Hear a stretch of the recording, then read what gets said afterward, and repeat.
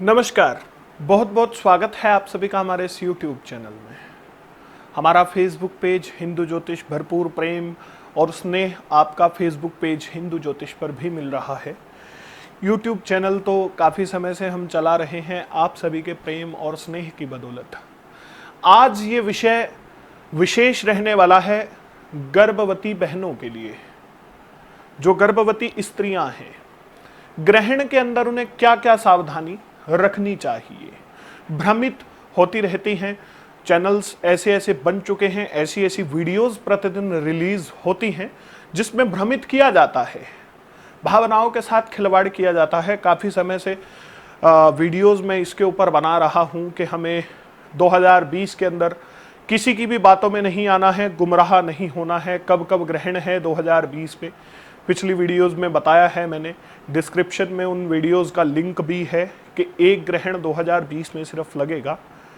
अब ग्रहण के अंदर गर्भवती महिलाओं को क्या क्या सावधानियां रखनी चाहिए, शास्त्र सम्मत बात इस चैनल पर की जाती है, तो वीडियो को बिना स्किप किए पूरा देखिएगा। आप समझ जाएंगे कि क्या क्या सावधानियां हमें रखनी है। सबसे पहले तो लाइक कर दीजिए, शेयर कर दीजिए वीडियो को।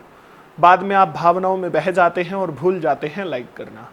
चैनल को अगर सब्सक्राइब नहीं किया है सब्सक्राइब कर लीजिए, फेसबुक पेज को भी फॉलो कर लीजिए। कमेंट में लिख दीजिए जय श्री राम। सूर्य ग्रहण हो या चंद्र ग्रहण, सावधानियां दोनों परिस्थितियों में सेम ही रहती हैं।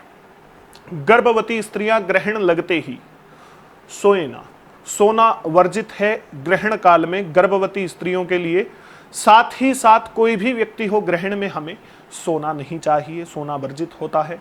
ऐसा माना जाता है शास्त्रों के मुताबिक कि जो व्यक्ति ग्रहण में सोता है या गर्भवती स्त्री जब ग्रहण में सोती है तो उसके गर्भ के ऊपर नकारात्मक ऊर्जा का प्रभाव पड़ जाता है और जन्म उपरांत उस बच्चे के शरीर के ऊपर भी कोई ना कोई निशान देखा जा सकता है, या उसकी कुंडली के ऊपर, उसके ग्रह गोचर परिस्थितियों के ऊपर इफेक्ट क्लियर देखा जा सकता है। मेरे अनुभव में भी ऐसा आया है, कुंडलियों के अंदर भी दोष निकल करके आते हैं।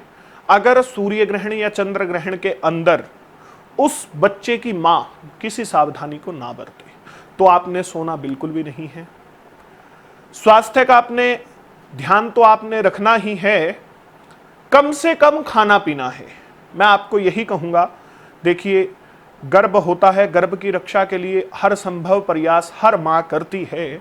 ग्रहण के अंदर कुछ भी खाना पीना वर्जित होता है, कुछ भी आपने खाना पीना नहीं है, परंतु सेहत का भी ख्याल जरूरी है। आवश्यकता पड़े तो पानी इत्यादि आप पी सकती हैं। कभी कभी होता क्या है कि ग्रहण का समय लंबा होता है, बिना पानी के, बिना किसी चीज खाए रहना बड़ा मुश्किल हो जाता है।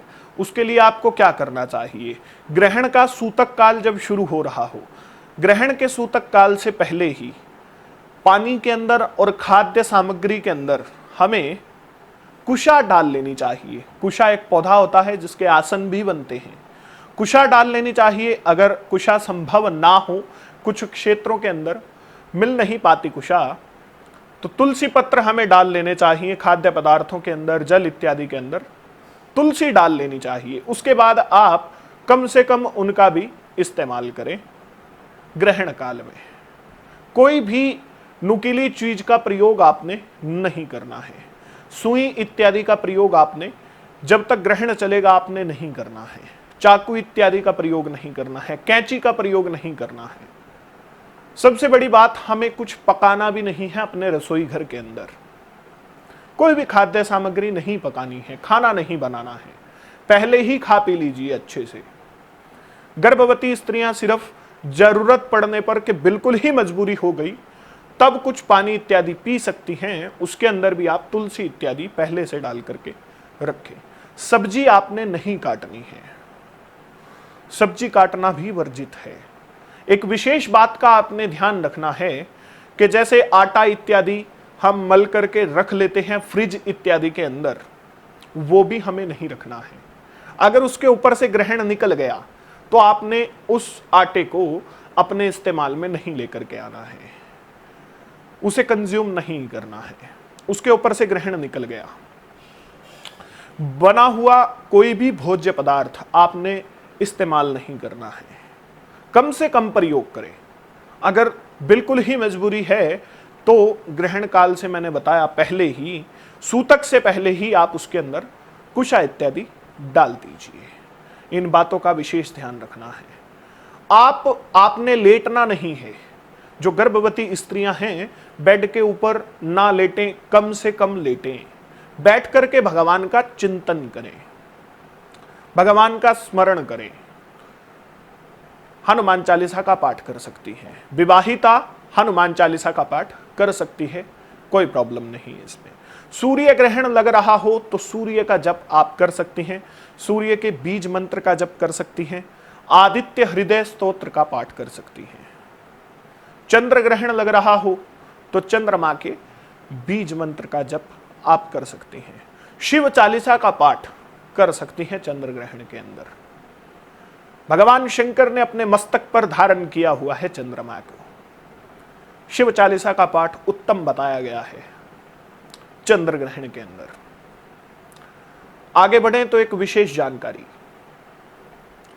गर्भ गीता का पाठ कीजिए। गर्भ गीता का पाठ उत्तम फल देगा आपको ग्रहण के अंदर, गर्भ की रक्षा करेगा। भगवान कृष्ण का, भगवान नारायण का द्वादशाक्षर मंत्र ओम नमो भगवते वासुदेवाय, इस मंत्र का अधिक से अधिक जप करें ग्रहण काल के अंदर, रिजल्ट्स पॉजिटिव मिलेंगे। सिर्फ और सिर्फ भगवान का चिंतन ही आपने करना है। ग्रहण काल के अंदर गर्भवती स्त्रियों ने स्नान नहीं करना है, स्नान आपने नहीं करना है। जब ग्रहण समाप्त हो जाए, ग्रहण का मोक्ष हो जाए, ग्रहण के मोक्ष के बाद गर्भवती स्त्रियों को एक बार स्नान अवश्य करना चाहिए। किसी बाल्टी के अंदर आप गंगा जल डालिए और उसके अंदर शुद्ध जल डालिए और स्नान कर लीजिए ग्रहण का मोक्ष होने के बाद, ग्रहण समाप्त होने के बाद। तत्पश्चात गंगा जल के अंदर तुलसी डाल करके पी लीजिए। अगर किसी प्रकार का कोई नकारात्मक ऊर्जा का प्रभाव गर्भ के ऊपर हुआ भी होगा, भगवान ना करे ऐसा हो, यह कार्य करने से वो भी समाप्त हो जाएगा। तुलसी पत्र गंगा जल के अंदर डाल करके आपने आचमन उसका कर लेना है, भगवान नारायण का ध्यान करते हुए। नारायण की कृपा से सब कुछ मंगल ही मंगल होगा।